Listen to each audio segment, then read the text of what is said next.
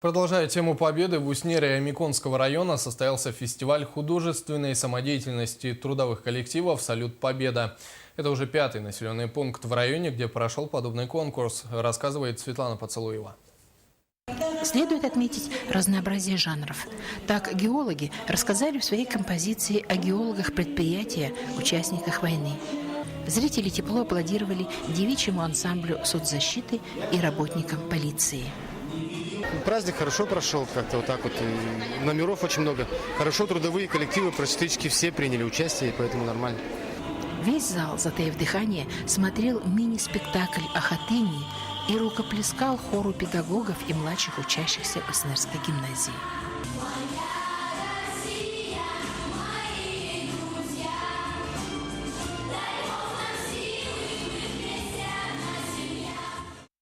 Мне все нравятся, очень хорошо. Все хорошо, коллективы все нравятся очень.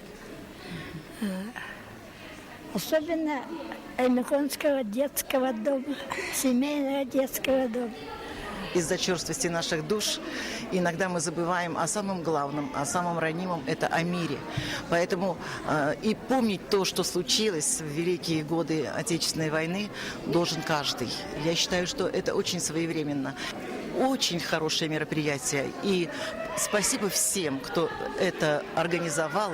И дай Бог, пусть будет это всегда. От имени ветеранов, которым в этот день были вручены памятные медали, коллективам, чье выступление тронуло их сердца, были сделаны подарки. Светлана Поцелуева, Павел Комин, НВК «Саха», Уснера.